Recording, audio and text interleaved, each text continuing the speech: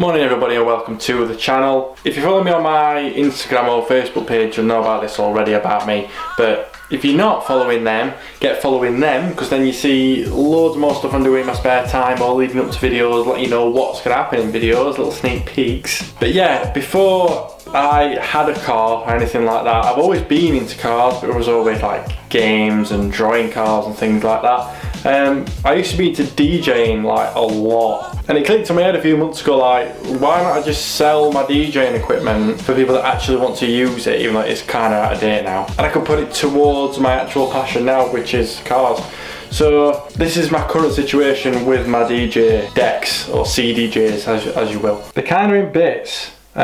Simply because these jog wheels here, look at me with technical terms, usually have, like, you know when things like plastic have like a fake rubber layering over it, so it feels grippy like rubber, but then after like a long period of time they started just perishing and just turn into like a sticky gunk. So you can't pull these off without completely dismantling the whole thing. I've had like every circuit board, or everything's separate.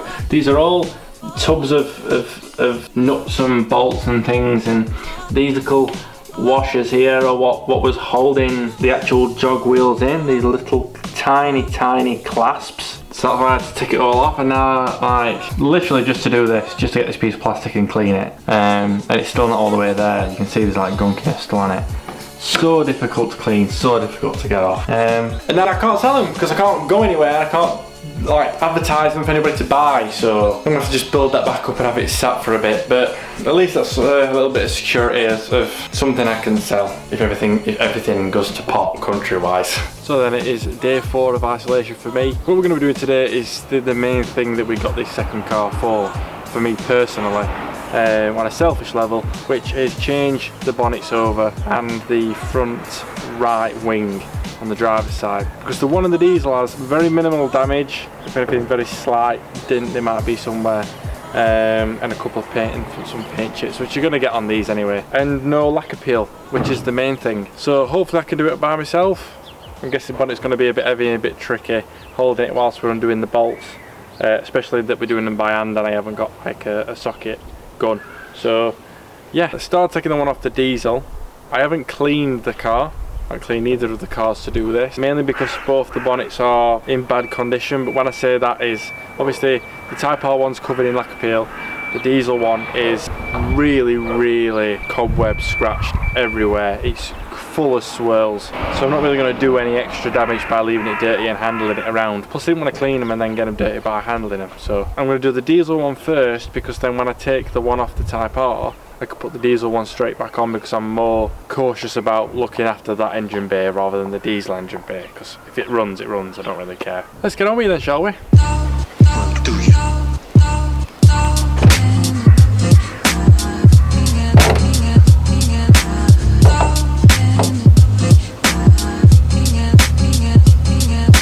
So I feel like, other than like the manhandling of the bonnet, it's going to be the easiest panel to change. You basically only got these two 10mm under here, one on either side of the hinge. I was looking at whether I should do it with the hinge as well, but you can't get to the base of the hinge because it's like under all this trim here. So yeah, that's probably your best bet, doing it with that one. I'm not sure if they're spring loaded. I don't think they are spring loaded. I'm going to loosen them off, make sure we'll break them all off first and do one on either side, and then I know obviously I've only got one left on each side to take off, so there's less risk. Last thing I want to do is just drop it and it goes straight through the windscreen, because I was going to come and repair it.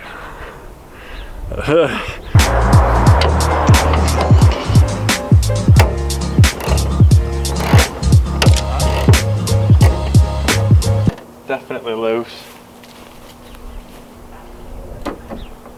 Definitely loose. Okay, so that's that out by hand. That last one should now. Way, look at us. Clever. So that's just time to do the same with the other one and swap them over.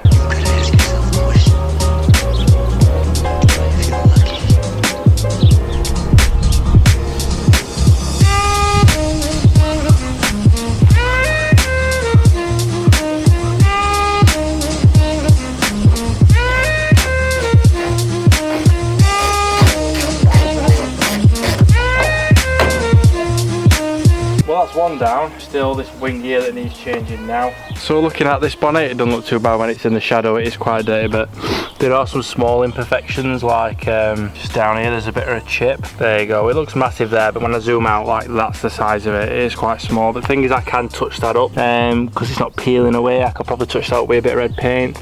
There are some scratches as well. Right here there's like that scratch that goes up there, but we can buff these and see how far we can get with them. At the end of the day, it's going to look tons better. Well, there's another bit there as well. It's going to look tons better than the other bonnet. That's the main thing. It's not a respray, don't get me wrong, but so we get rid of all these spider swirls, spider web, then we can get it looking a bit more presentable again, which is the main thing. The other thing that does put me about a bit having the swap bonnets is there's obviously different codes and things under each bonnet that correspond to each car, so that's something to do with the air conditioning system. I don't know if that's relevant. And this is information about the coolant and what coolant it takes and how many miles it should have done or what age before you change the long lasting coolant and all that kind of stuff. So that's good to know, because I know it says it in your hand, not in your handbook, in your manual as well, but that's good to have that there. So I'll just keep that in mind for the Type R, because obviously this is off the Type R bonnet wise. The colour of my coolant at the minute is like a turquoisey green for some reason. I know that other people have got like red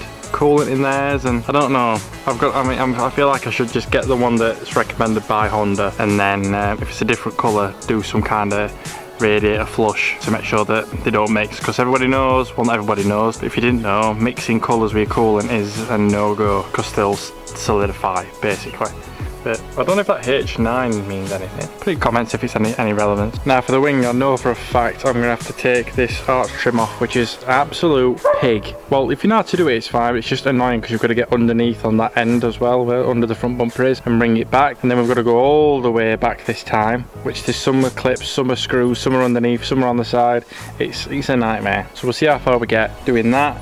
And then we'll move on to this other bit here where there's just like a trim that goes along the top. I'm guessing there might be some nuts under there as well. I haven't looked at how to do this, so I'm literally just going to tip bits off and see how far we get. See, I've already broken one of these clips under here because they're that brittle. I always say, I've said it in other videos, always get a bag of spare clips. You can find them all over eBay. Just put in car body clips, Honda clip, the short ones, longer ones. Just get some of each, thank me later. Ones like that, probably blurry, but I'm showing you anyway. Now for underneath there, you're going to be looking at 2 clips that you need to get out, as well as a screw. Now if that's jacked up, you can easily get to it with a screwdriver, but obviously I haven't got that option, so I've had to use a socket wrench with an adapter and then a coupler to change it, so that I can put a Phillips screw head on it and then do it like that. That's another way of doing it if you can't get the car up in the air. But one thing to remember is, usually it's a clip there, there'll be a clip here, yeah. One more. That one's still intact. Another little one comes out there, and this middle one is not a clip. In fact, that's intact. It's an absolute rarity. That clip under there, same as the ones that were there. So I only know from trial and error. I've broken 2 on the other car, I'm not breaking this one. See, another thing, this would be easier with the wheel off as well. Right. Oh, my eyes. There you go, look, that's broken off. That's broken off. That one's still intact. There on the trim, look. Another diddy one that goes into the wing, and that's the bracket there, look. It goes up underneath into the wing. There you go, that's it. Don't break it. Screw. Another clip. That one's broke. I should really just turn the wheel, but I cannot be bothered to start ragging the grass about.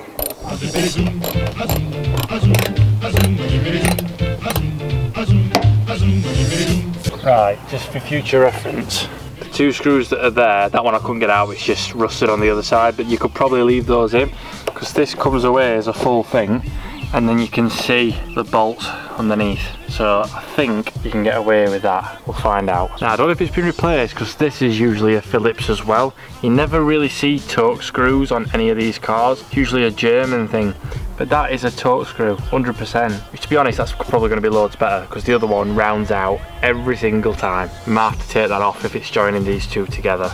We'll see. I'll have a look at the top first, shall we? That's a pretty good neck. Nothing else to get to, so.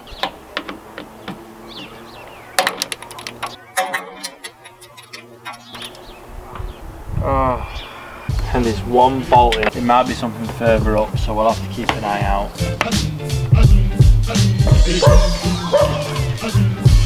So this is one to keep an eye out for. I've got that from underneath that lip there. If you look just in here, there's a clip there that's for the headlight bracket, so you have to get that out. Never even noticed that. Cheeky cheeky. And the other bolt's just in there. It does look like from Flex that they are attached, so I'm going to take this torque screw out. I will say that is a 10mm in the top of there as well, that was under that trim and the engine bay. And then I think it's another 10mm down in the bottom corner next to the door, so we'll do that as well. Going back to the bumper, I know that all this front bit here pops out, so I'll pop this out.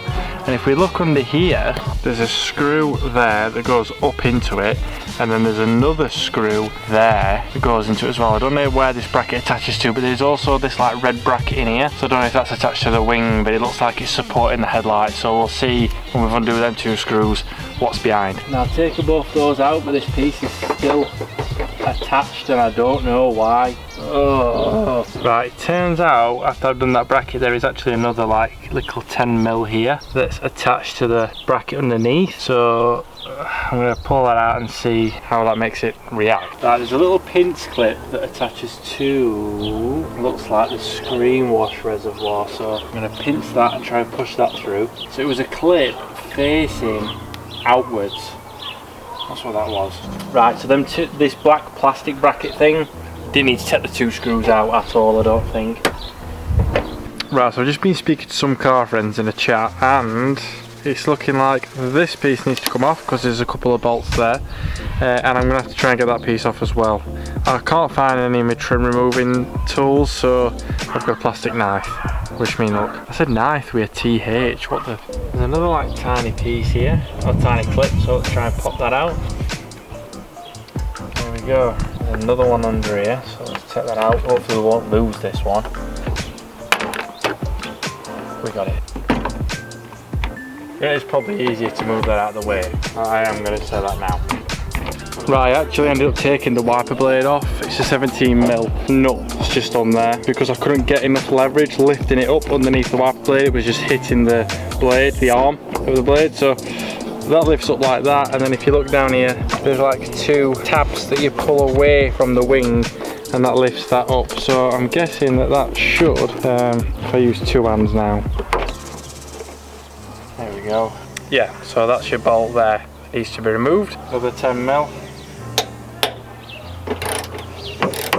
I can't believe how long this has taken. Just from like trial and error and trying to find out what's wrong. Well, not what's wrong, but what to do. All part of the fun, isn't it? Eh? I bet the last one's going to be behind here. Wow, that were a lot of force. You won't break it. It does come off. One there and one there. Brilliant.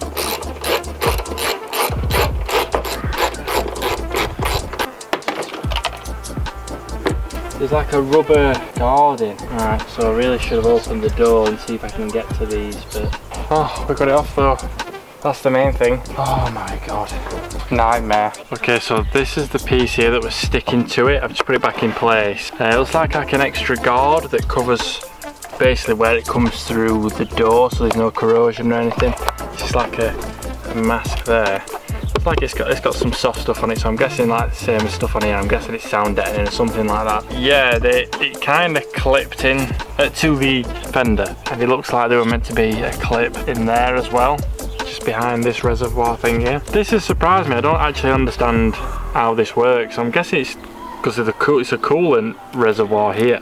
Obviously, no, that's not the coolant pipe. That's for the jet wash. Oh my god, you know the terms I'm trying to say. But yeah, this tank here, a pipe comes down here into this tank here that's got hardly anything in it, but it's got a little open hose here as well, so like a breather. But I don't, is it something that's on them all? Is it a diesel thing?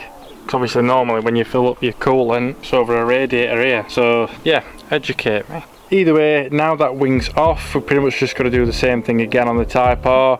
I'm guessing it's going to be pretty similar anyway, and get them swapped over. I didn't notice up until like when I got the fender off how much of a like wide fender they actually is. You don't realise when it's on the car how much width the fender actually has that comes out. It's all this bit here, isn't it? So anyway, we'll get the one off that one, swap them over, put them back together, and then you can see the finished product, basically.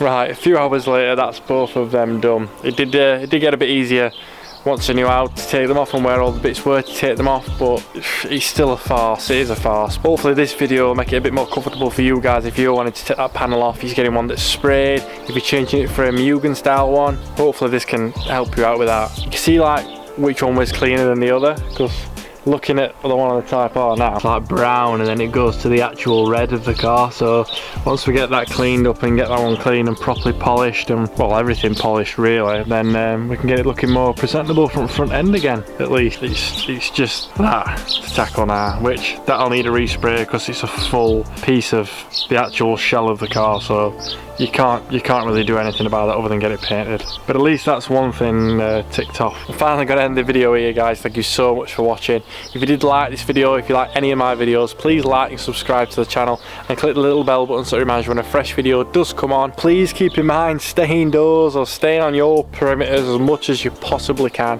in these scary times. The amount of people that I have had literally just gallivanting around these streets all day it's just angering. And this is Thursday, so things might have changed since I filmed this video, but just don't take any chances, that's all I'm saying. So until next time, guys, like you always say, enjoy the rest of your day. Bye.